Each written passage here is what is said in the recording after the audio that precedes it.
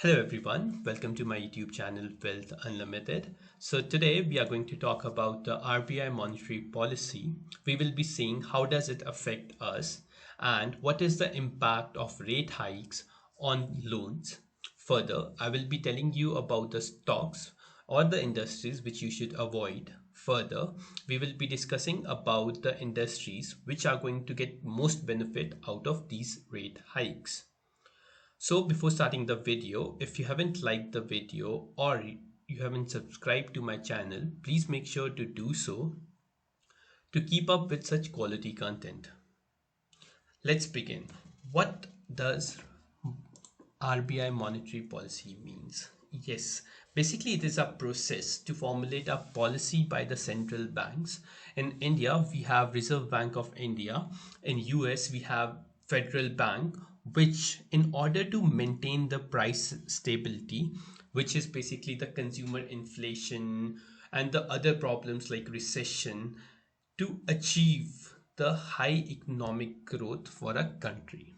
Yes. So basically, whenever a central bank sees that the market conditions or there is rise in the inflation in the country, then they bring out such policy where they can increase the rate hikes by some basis point, which can lead to the further stabilization in controlling inflation. So how does they do that? They do it by increasing the interest rates, by increasing the repo rates if there is too much outflow of money in the market, like during COVID period.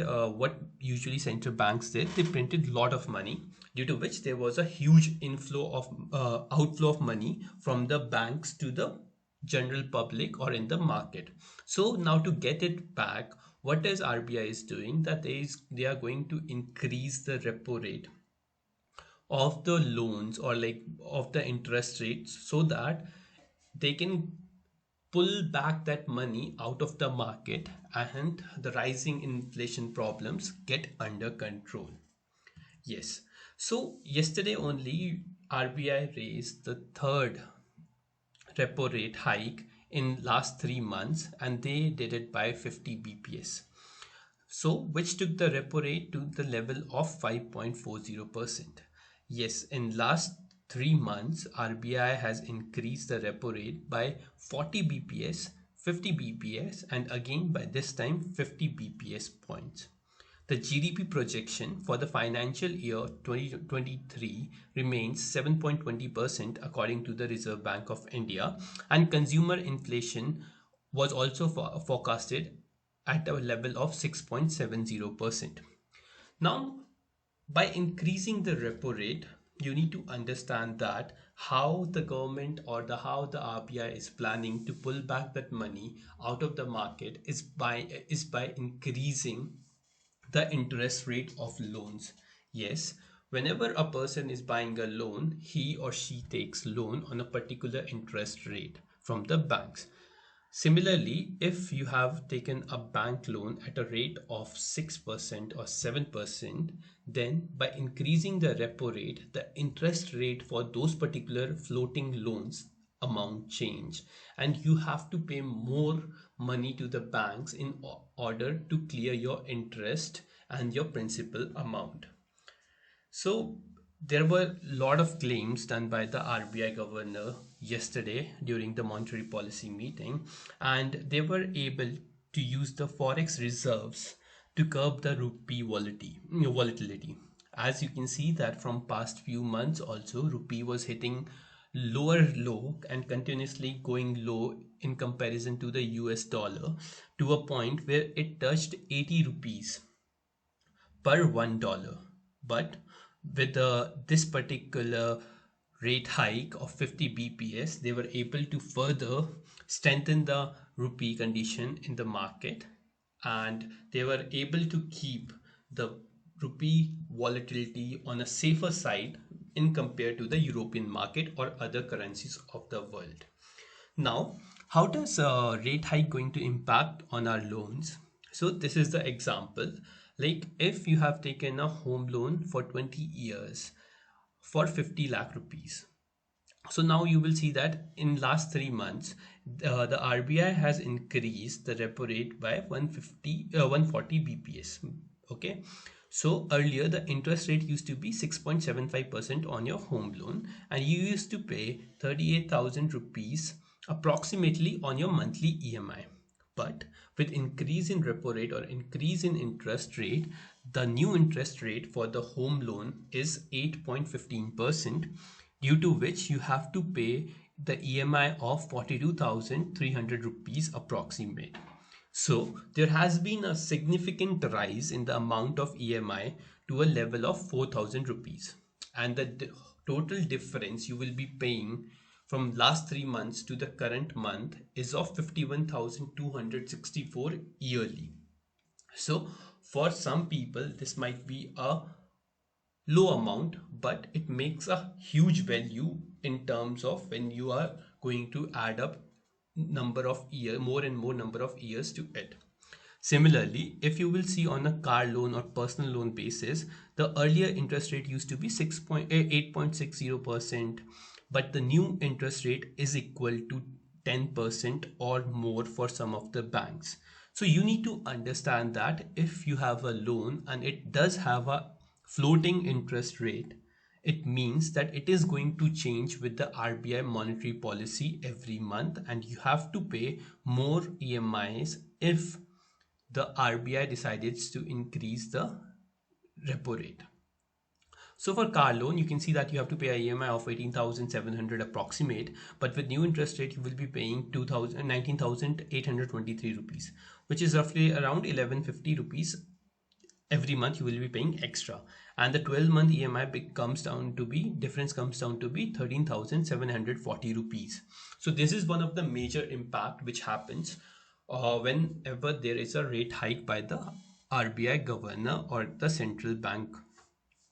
So now why I am telling you this is because earlier when we used to get loan at a cheaper rate, and now we are going to get the same loan on a higher interest rate. So you need to understand whether you want to take a loan or whether it is a right time to buy a loan or to repay the loan amount in coming months or in coming future as well.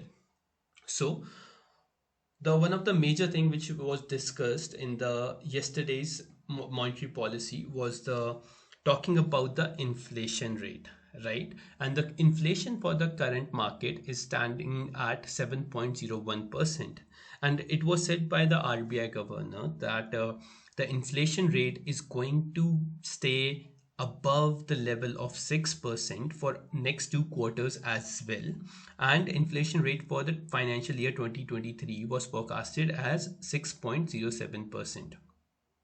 Now you need to understand that if inflation rate stays high or above the level of 6%, the RBI is going to do the rate hikes again and again. Yes, I'm not trying to scare you, but I want to tell you that yes, this can happen further, and further, the new interest rate for your floating loan amounts can go up as well, and you have to pay more interest on your loan amounts. So this is about the impact of rate hikes on the loans. Now I will tell you about the 4 types of stocks you should avoid in this current market situation. Yes, it is very important to understand like what in which type of companies you should plan to invest in current market situation. So there are companies which has a huge debt on their balance sheets. Okay, for that I have made in my previous videos I have discussed about how you can even look at the debts of a particular company. So you need to understand if there is a company with a huge debt, then the rising interest rate might challenge that company to give more interest to the banks, and this can heavily affect their profit as well. So you should avoid companies which are having a huge amount of debt on their balance sheet. The next comes is the loss-making companies. You need to understand that with the market condition at right now, talking about the recession or talking about the high inflation scenario can impact the profitability of various companies or the various industries in current market. So you should neglect or avoid the companies which make huge loss, no matter how bright the future might look for those particular companies. But if there is a downtrend or a sharp correction has to come, the loss making companies are going to face the wrath of the market fall. Yes. Next comes the lofty valuations. Now, what does I mean by lofty valuations is like there are some of the companies which trades at very high PE.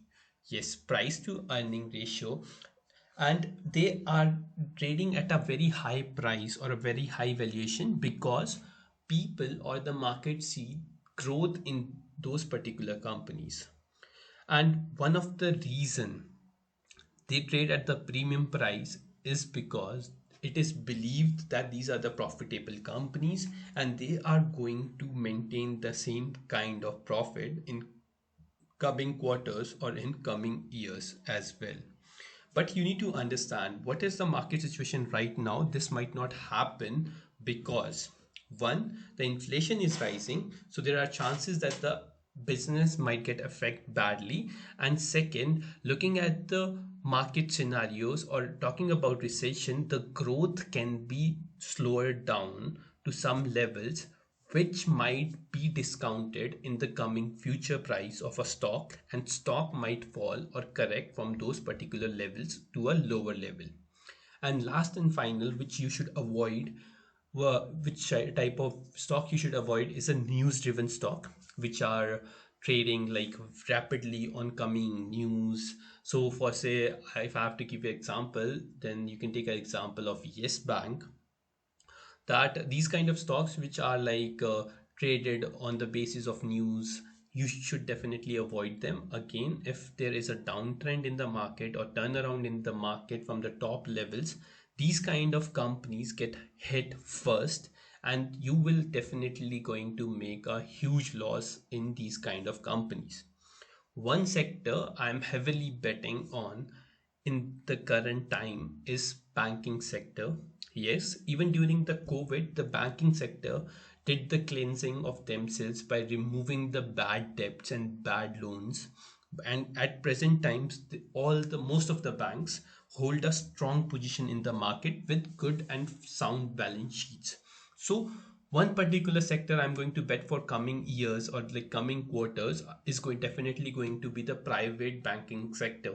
And some of the stocks which I personally prefer, if you have to talk about the large cap stocks, then you can go with HDFC Bank, ICICI Bank, Axis Bank.